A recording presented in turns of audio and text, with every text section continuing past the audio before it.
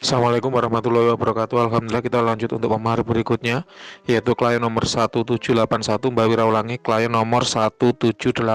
Di sini ada terawangan badan ya. Untuk terawangan badan akan kita bagi menjadi 4 bab. Yang pertama kita bicara energi dulu. Energi seseorang secara garis besar dapat dibagi menjadi 3. Yang pertama yaitu orang-orang dengan energi yang rendah. Siapa itu? Yaitu mereka yang sedang sakit, baik medis maupun non medis. Hal ini penting ya untuk diketahui.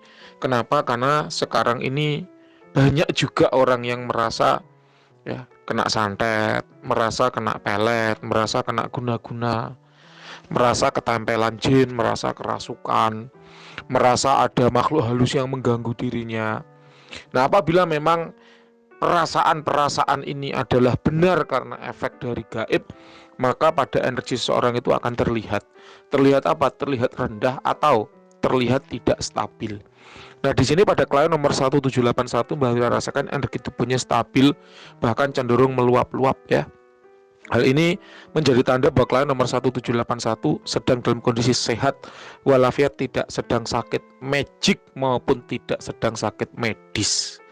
Yang kedua yaitu orang-orang dengan energi yang tinggi ya. Siapa itu? Yaitu mereka yang gemar tirakat olah diri, yang menempa diri mereka dengan beragam tirakat olah rasa, wirid, meditasi, puasa, bertapa maupun upaya-upaya ilmu yang lainnya. Kelihatan energi tubuhnya itu akan tinggi. Nah, di sini pada klien nomor 1781 ya, Mbak Wira rasakan energi tubuhnya meskipun meluap-luap namun tidak tinggi. Adapun luapan-luapan energi yang ada pada dirinya didorong oleh karakter yang dia miliki, yaitu orang-orang dengan semangat dan daya juang yang tinggi. Meskipun mohon maaf sudah berumur begitu ya, tapi keinginan dan ambisinya masih tinggi. Ini benar apa salah nanti silakan Anda yang klarifikasi ke Mbak Wira ya. Jadi meskipun sudah berumur tapi semangatnya tetap tinggi.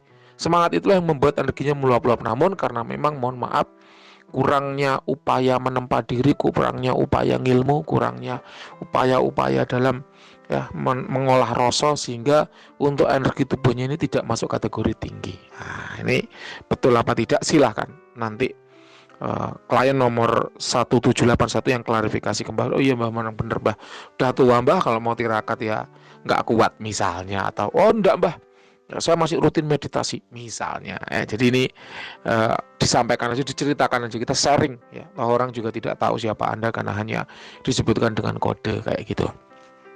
Yang terakhir yaitu orang-orang dengan energi yang biasa. Siapa itu? Yaitu manusia normal pada umumnya.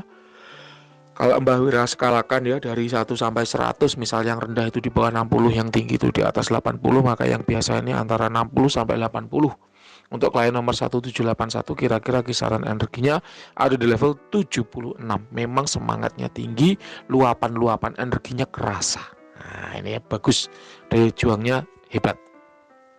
Yang kedua yaitu aura. Ya, aura adalah manifestasi dari energi. Jadi saat energi yang ada pada tubuh seorang itu bervibrasi membentuk warna, maka warna itulah yang kemudian kita sebut dengan aura. Di sini klien nomor 1781 Mbak Wira lihat untuk auranya mohon maaf ya, ini merah. Apa itu aura merah? Aura merah adalah aura yang dimiliki orang-orang seperti Anda. Orang-orang dengan semangat yang tinggi, keinginan yang tinggi, ambisi yang tinggi ya, menggebu-gebu ketika menginginkan sesuatu. Itu luar biasa, semangat yang bagus kalau menurut Mbak Wira. Ada juga orang yang toleran ya terhadap orang lain, meskipun semangat Anda tinggi ya, keinginan Anda tinggi, tapi Anda adalah orang yang baik.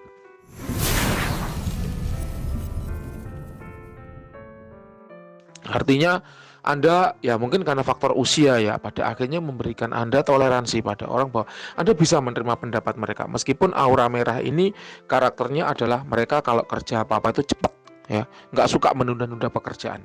Cepat ya, cepat. Kalau orang Jawa bilang itu buat sat-set kan gitu. Namun sebagai dampak negatif adalah mereka dengan aura merah adalah orang-orang yang kurang sabar ketika menunggu sesuatu. Namun seiring dengan usia ya, seiring dengan pengalaman Anda bahwa di sini Anda mampu mengatasi itu dengan baik. Anda orang yang baik.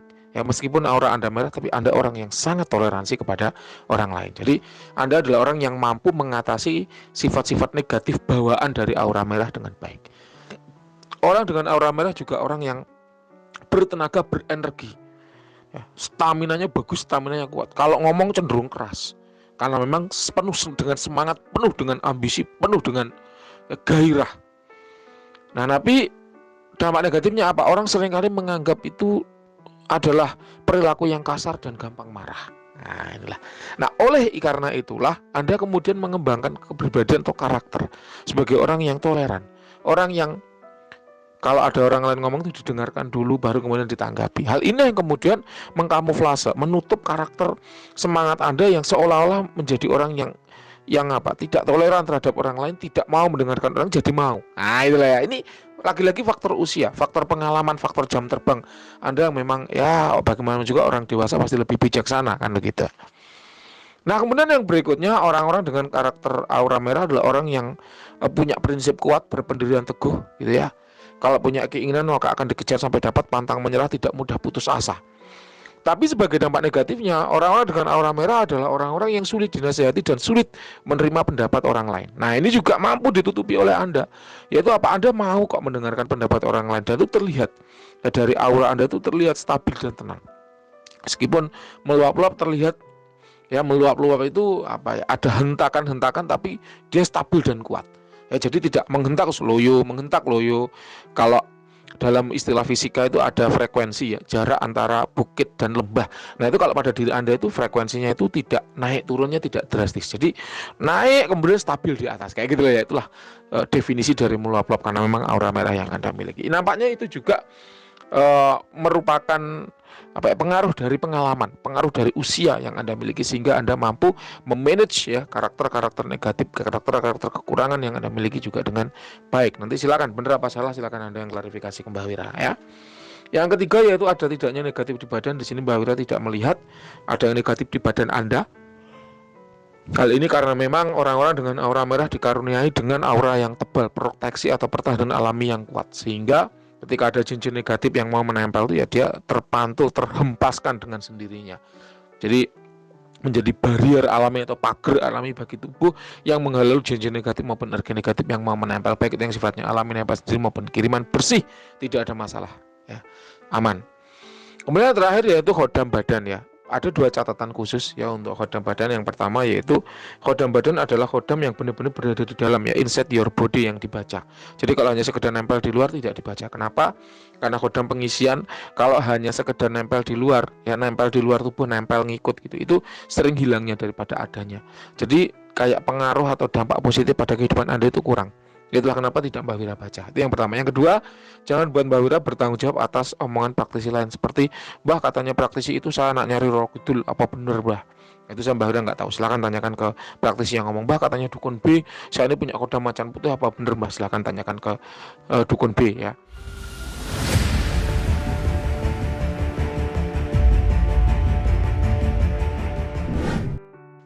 "Mbah katanya dukun C, saya ini didamping oleh Dai Kuan Im, kok katanya Mbak Wira nggak ada. Ini yang benar yang mana Mbah?" Silakan tanyakan ke dukun C. Ya, jadi yang jelas di sini Mbak Wira akan menyampaikan apa yang menjadi pendapat Mbak Wira. Kalau misalnya itu bertentangan dengan dukun lain, silakan Anda tanyakan ke dukun lain yang berbeda itu yang mana. Gitu lah ya. Namun kalau Anda ingin tahu keakuratan terawan Mbak Wira, silakan bisa dibuka di dua channel YouTube, YouTube Jejak Mistis dan YouTube Padepokan Sengkelak. Ya, sekarang untuk channel YouTube untuk terawangan ada di dua channel ya, karena channel yang satu banyak sekali videonya, udah 1200 lebih ya. Dari situ dalam setiap video ada testimoni dari klien yang di Terawang. Jadi kalau penasaran, pengen tahu gimana sih keakuratan terawangan Mbak Wira, bisa cek di situ. Oke, kita kembali ke khodam badan. Di sini untuk khodam badan ada 4 macam. Yang pertama yaitu khodam leluhur. Apa itu? Yaitu khodam yang dulunya mengikuti leluhur Anda, kemudian setelah leluhur tersebut meninggal ya,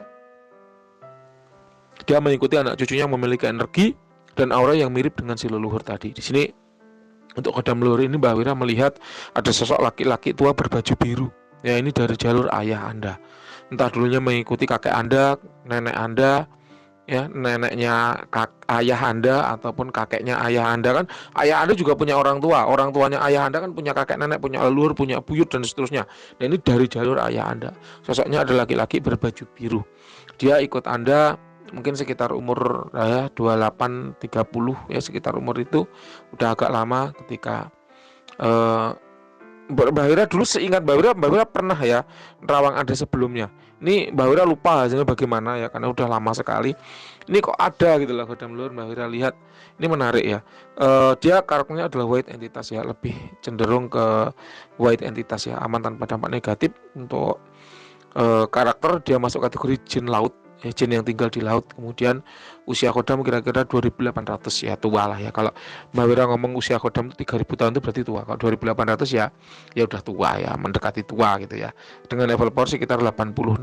Jadi memang Anda kurang bisa mengaksesnya, Anda kurang bisa berkomunikasi dengan dia. Lalu gimana sih Mbak caranya berkomunikasi dan mengakses kodam leluhur? Tinggal meditasi, niatkan memanggil kodam leluhur untuk hadir agar Anda bisa berinteraksi dengannya. Kalau kodam leluhur sudah hadir, cirinya adalah kodam tersebut ketika disentuh itu seperti Anda menyentuh kulit manusia. Jadi bukan sekedar bayangan atau gambaran, itu halusinasi ya. Kalau memang benar kodam leluhur itu ketika disentuh sensasinya sama seperti menyentuh manusia.